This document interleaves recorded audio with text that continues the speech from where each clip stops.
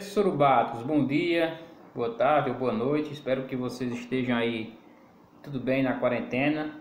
A gente está seguindo aqui na quarentena, fazendo o possível para colaborar com as determinações do governo, determinações da Organização Mundial da Saúde, do Ministério da Saúde, enfim, né? E diante dessa pandemia do coronavírus, a gente fica acompanhando as discussões e tentando compreender o que está acontecendo com a população no Brasil e no mundo, né?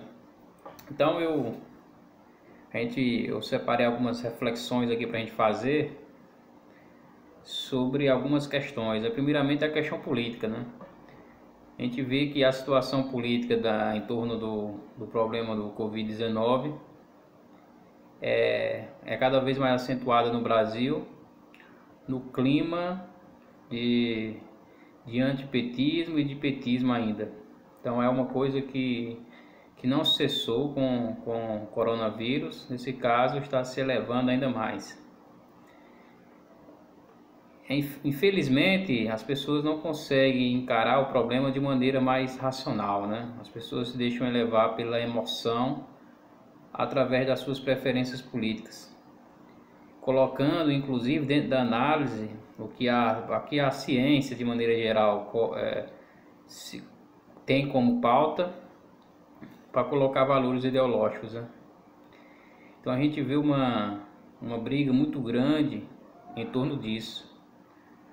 Ou seja, de um lado a gente vê pessoas querendo que siga os protocolos recomendados pela Organização Mundial da Saúde, enquanto outras não conseguem entender que nesse momento a racionalidade é a melhor saída diante do desconhecido.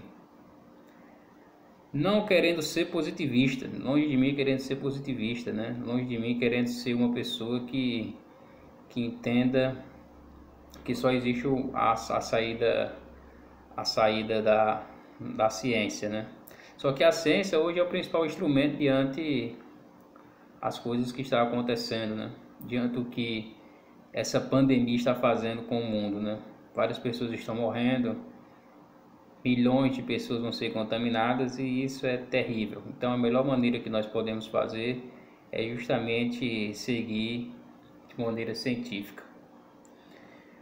Então, além dessa questão política, a gente tem que pensar também, a gente acaba olhando além desse horizonte político, para o horizonte da doença em si, né? Essa doença que é um vírus, é um coronavírus, que tem uma preferência, digamos assim, na sua fatalidade por um grupo de risco. Nesse caso, pessoas mais velhas, diabéticos, pessoas com problema cardiovascular, pessoas com problema hepáticos, pessoas com problema dos rins, pessoas com hipertensão, pessoas que estão imunossuprimidas. Então você vê um leque de um perfil muito grande para a ação dessa doença. Quando essa doença surgiu na China e trouxe um perfil, eu sabia que esse perfil, eu já suspeitava que esse perfil mudaria uma vez chegando nos Estados Unidos e uma vez chegando nos países europeus e inclusive no Brasil. Porque nós temos que levar em consideração o padrão de vida, o padrão de qualidade de vida que cada país tem. Por exemplo, nos Estados Unidos você pode ver um grande número de pessoas mais jovens sendo afetadas, inclusive morrendo, né, se comparado com a China. É um país onde boa parte da população tem sobrepeso e boa parte é a obesidade mórbida mesmo. E hoje nós sabemos que a obesidade é um dos principais fatores de risco que pode levar ao agravamento do Covid-19, né? A ação basicamente desse vírus, segundo a maioria dos cientistas, é que ele se aproveita de um peptídeo chamado ECA2 e esse ECA2 está de maneira acentuada no pulmão, no coração, nos rins. Então ele se aproveita desse peptídeo para infectar todo o corpo. Então, assim, pessoas que têm Pessoas mais velhas têm uma quantidade maior, segundo alguns estudos, desse peptídeo, enquanto que pessoas novas têm uma quantidade diminuída desse peptídeo. Porque o problema desse vírus é quando ele ataca o sistema respiratório, e o problema dele não é quando ele está basicamente na garganta ou quando está no nariz, né? Inclusive, nesse sentido, alguns têm razão ao dizer que é apenas resfriado quando ele ataca nessas vias, né? O problema é quando ele desce para os pulmões e quando ele atinge o coração, o intestino e os rins, né? Aí começa o grau de dificuldade. Quando ele chega aí, ele começa a danificar os órgãos. E assim, além dessa danificação dos órgãos, nós temos uma enxurrada de toxinas. Nós temos um processo inflamatório muito grande. Então, muitos acreditam que é através desse peptídeo que esse vírus se aproveita, inclusive para se replicar, para danificar os órgãos. Então, por isso que alguns remédios estão sendo feitos, ora para acabar com essas toxinas, ora para acabar com esse processo de inflamação, ora para reduzir a carga viral do vírus, ora para impedir que ele se aproveite dessas enzimas. Então, assim, alguns remédios estão sendo pesquisados, estão sendo estudados. Remédios que combatem, por exemplo, a doença de lúpus, que é a cloroquina, tão falada cloroquina aí pelo governo. Inclusive remédios que se usam no combate ao HIV, sabendo que também é um retrovírus, é um HIV. E até remédio para pressão arterial está sendo utilizado, né? Como o losartana. Porque o losartana ele pode bloquear esse peptídeo, a produção desse peptídeo. Bom, enquanto esses remédios não são fabricados, o que nós podemos fazer, né? Enquanto esses remédios ainda estão em desenvolvimento, o que nós podemos fazer para colaborar para que o nosso organismo possa combater o coronavírus, né? Sabemos que aumentar a imunidade é algo complicado, né? Alguns cientistas são convictos em dizer que não tem como você aumentar a imunidade. Existe a imunidade normal e existe a imunidade baixa. O que nós podemos fazer é deixar a imunidade baixa. Mas o que é que acontece dentro do nosso padrão de vida hoje ocidental, inclusive talvez até mundial, né? Nós temos uma alimentação bastante complicada que adoece cada vez mais o organismo. A maioria das pessoas, quase todas as pessoas, tem uma chamada inflamação subclínica.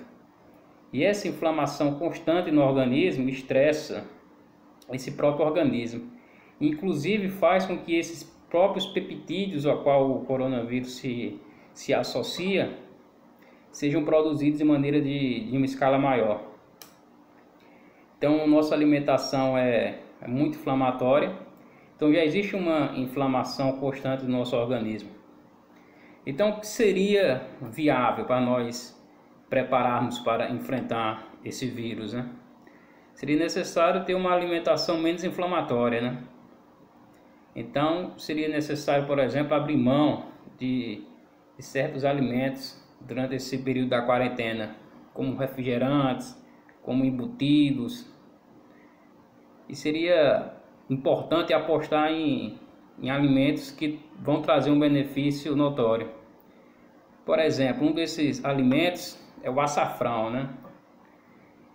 O açafrão, existe uma substância chamada cúrcuma nele, que ele é utilizado em várias pesquisas, pesquisa contra câncer, para você ter uma ideia, contra vários tipos de câncer, inclusive câncer de pele, pesquisa contra o ebola, já se tem alguns resultados, inclusive até no próprio Covid, né, já existem algumas pesquisas já sendo feitas para ver seus resultados. Mas o que é que torna o açafrão em um produto tão interessante? É o seu poder anti-inflamatório, é seu poder anti-câncer. Ele consegue, por exemplo, inibir justamente muitas toxinas. Por exemplo, o nosso organismo, quando nós temos uma inflamação, nós somos contaminados, digamos assim, por várias toxicidades.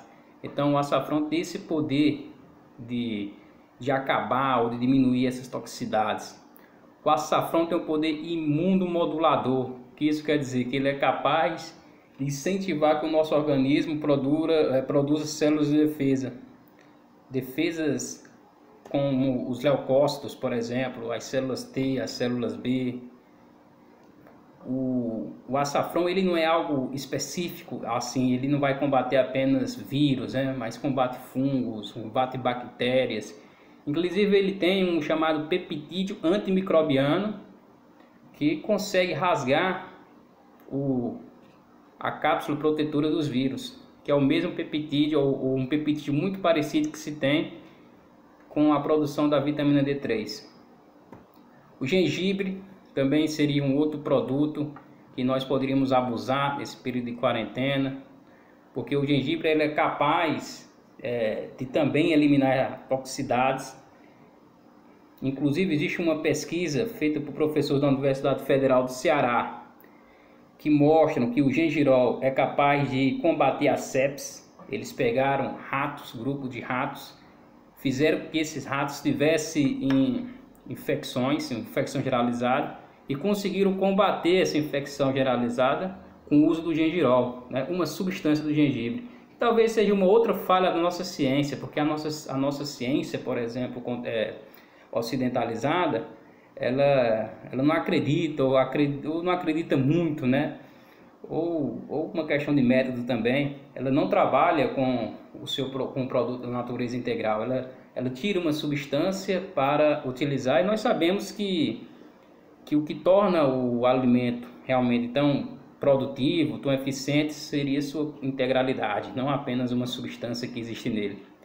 Então nós temos que apostar também no gengibre, né? No gengibre na sua produção completa, né? Vale lembrar também que o gengibre é capaz de inibir justamente a produção dessa ECA2. O que é que essa ECA2 faz? Ela aumenta, por exemplo, a pressão arterial. Então, se você consome gengibre a partir de 2 ou 3 gramas, ele vai fazer com que esse ECA2 seja combatido, esse peptídeo, fazendo assim um processo de relaxamento dos vasos sanguíneos, já que esse ECA2 ele faz com que haja um constrangimento, digamos assim, uma contração dos vasos sanguíneos, provocando inclusive trombose, aumento da pressão arterial. Então o gengibre poderia ser um eficiente meio a ser utilizado nesse processo de se preparar para uma possível contaminação do coronavírus. Então, galera, o que nós podemos fazer diante disso é isso, né? É nos preparar da melhor maneira possível, é ter uma alimentação menos e, se possível, zerar nessas inflamações, não abusar de laticínios, né? Não abusar de embutidos, e isso, é apostar em alimentos antioxidantes, anti-inflamatórios, como já citei 2 exemplos aí, e fortalecer, ou pelo menos deixar em padrões normal a nossa imunidade. É isso aí, Surubato. Espero que você tenha gostado um pouco dessa minha reflexão, a qual eu tentei focar mais nessa questão da saúde, mas estamos de olho aí em todo esse processo. Esperamos que os nossos governantes não governem apenas pensando nas suas ideologias, né? Mas pensando na saúde da população, pensando naquilo que nós acreditamos ser o melhor, que é a vida dos seres humanos, né? Então, uma boa quarentena para vocês, surubatos. Até a próxima.